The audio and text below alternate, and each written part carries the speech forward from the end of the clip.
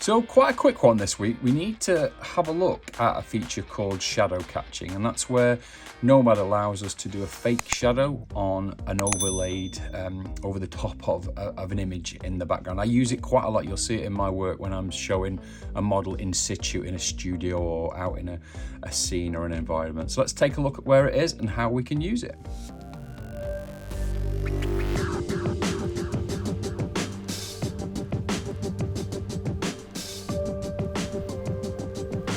Okay, so we'll use something I'm working on at the moment. So this is one of my ceratopsian dinosaurs. It's already been printed. You'll see loads of these videos as, you know, either side of this video that you're watching, there'll be lots of stuff about this creature. I'm doing lots more dinosaur work professionally and for fun. So I'm going to use something that I'm working on this week. So this one's a Pachyrhinosaurus, and there's a couple of things. If you've got a model and you've painted it, let's just tick a few things off first of all. So there's no shadows, there's no floor, there's nothing in the background. It's just a plain background. It's actually a gradient background. So let's turn it to completely plain background like so. Okay, so let's start with the materials first of all. So the first thing you want to do with this is you need to come up to the top here and make sure it's on lit. So it needs to be lit with an environment to get the kind of effects that we're going to get. And if you pick an environment, it doesn't matter yet because we're going to change this as this video goes on, but at least now you know it's being lit. And if you want to move that around and move that lighting around, you can move it around like this.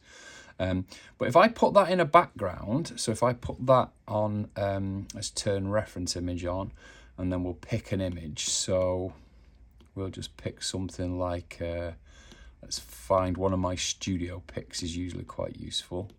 So something like one of these. So I've got a picture of my desk and I want to put that ceratopsian in this image, but it just doesn't look right. There's no shadow, the lighting's all wrong, so you've got to do a couple of things to get this looking right. So we'll turn that off for a minute while I show you how to do it.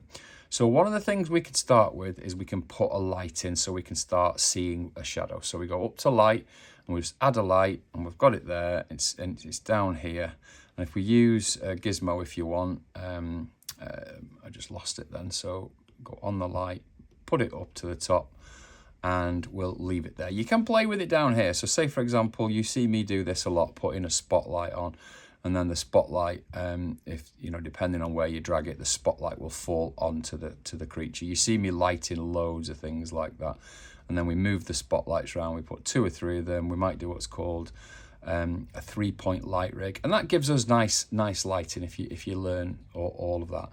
But what that doesn't do is give me anything that links it to the floor. So sometimes what we'll do is we'll put an object underneath it, and then it will cast that light onto it. So let's do that. So we'll just use a box or a plane or something like that. So we'll go add a plane.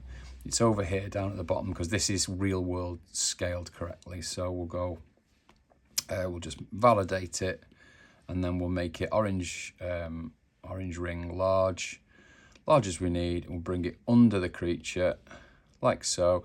Now we've done a basic spotlight and a basic plane to cast the shadow onto. So if I move the light, so go back up here, we'll leave this open for now.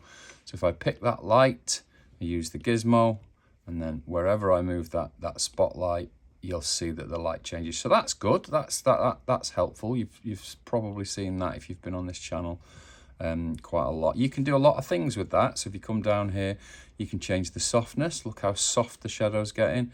You can widen the cone angle so so it spreads right out. So that isn't bad. That gives us a lot. But what if we turn that reference image on again? You've got a plane.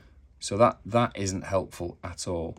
If I roll around with my 3 fingers, you see the shadow moving? That's just the shadow cast by that one light from the top. So that's right, actually. That's working really, really well. But still not right for in this scene, is it? So, and it's a simple fix to solve that. So again, make sure you're on the plane. So you're not on the creature or the light. You'll be on the plane. And if you come up here, you just change it. You've got all of your different types of materials, and we've got subsurface, blending, additive, refraction, and we've got one here called shadow catcher. So if you put a shadow catcher in, you can see now that the shadow is basically not showing the plane.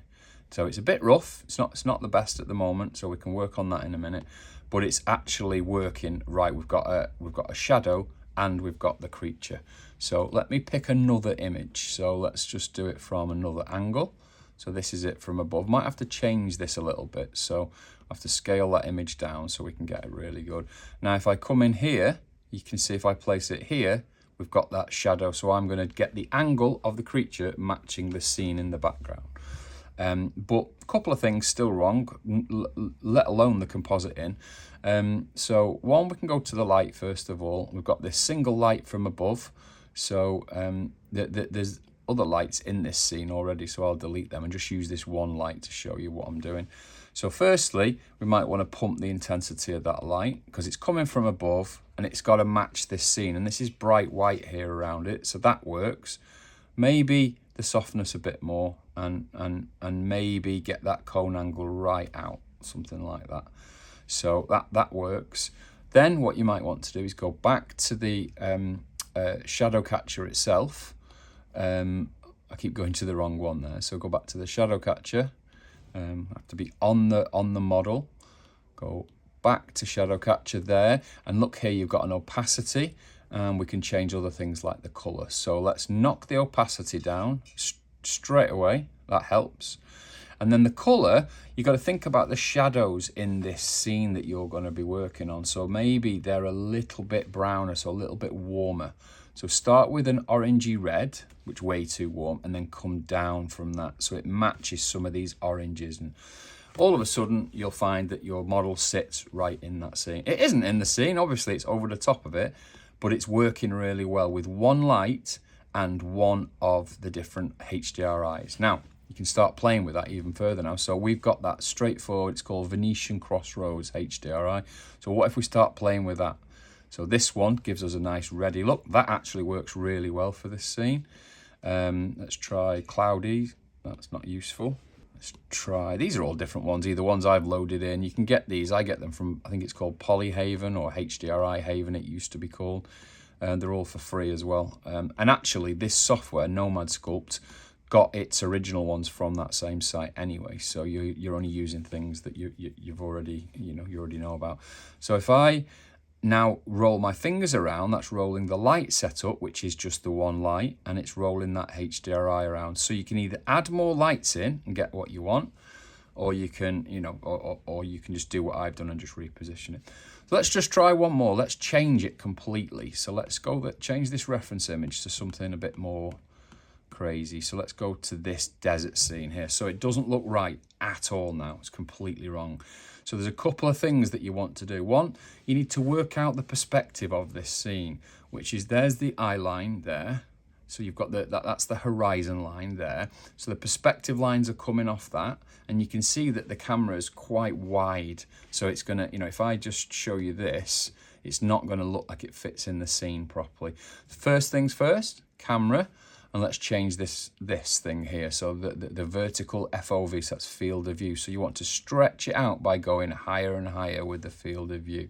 As you can see now, that stretches that creature out. So that definitely helps. It's like you see these pictures of dogs zoomed up on Instagram. It's the same thing. You're just stretching the camera wide and then going close in on it.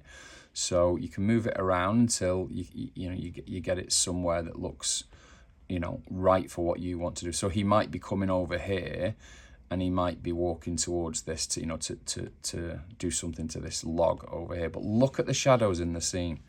They're crazy dark, aren't they? So maybe it's time to take our Rhinoceratops and just clone him.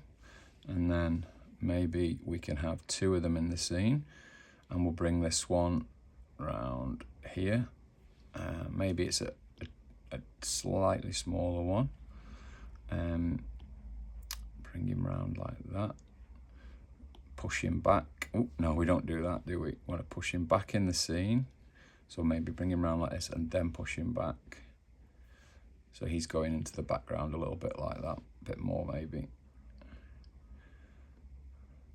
And there you go. Now, look at this here. It's clipping here. That means that the the plane underneath isn't big enough, so we have to make that bigger and bigger to make sure it catches that shadow. And then go back up to, so you're on the plane now, so go back up to the shadow catcher part, and then knock that opacity back up, because you've got to match this really dark color here. And then the shadow is definitely darker than that, but I think it's got hints of the sky's color, blue, in there as well. So we'll start with a bluer and come down, down and down and down, something like that, and then go back with the opacity a little bit until you match, just see it coming through like so, and then have a look at that, and you're nearly there. So there's a couple of things wrong. So still we've got a wrong color on his back based on the sky coming down, so let's go and have a look at that. Make it a bit brighter perhaps. No, still too light underneath. So you're looking for something orangey red underneath, so desert underneath, and maybe something like a little bit brighter blue at the top. I don't think I have anything that's quite like that, so we might have to fake it for now. Maybe we just go back to this museum, which is actually just because it's really, really red. So that can probably help, something like that. And then what we can do is, once all that's done, you can switch post-process on. And now you can start, well, you don't want to do that, because post-process there, I've got something called tone mapping saturation completely set to nothing. So we definitely don't want that.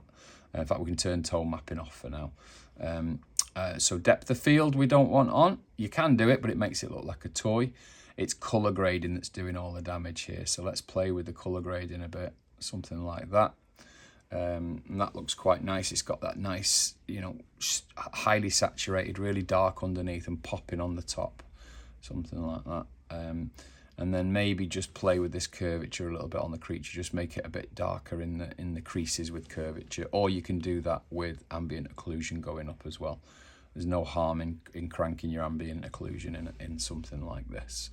So that's it. That's shadow capture, and that's how you can put your Nomad creatures, characters, whatever, vehicles into a scene. And look at it, I can move that around now, and generally, obviously I'd need to change the tone mapping, but generally now if I move around this real picture, fake models, and it works because we've got the field of view right, because we've got the lenses correct. And then it depends what your end use is. You might want to just screenshot that, you want to export it as a 4K, whatever you need to do it for. I use this for concept art all the time. Hope you're enjoying these videos. Please give us a thumbs up, and don't forget to subscribe to the channel for weekly videos.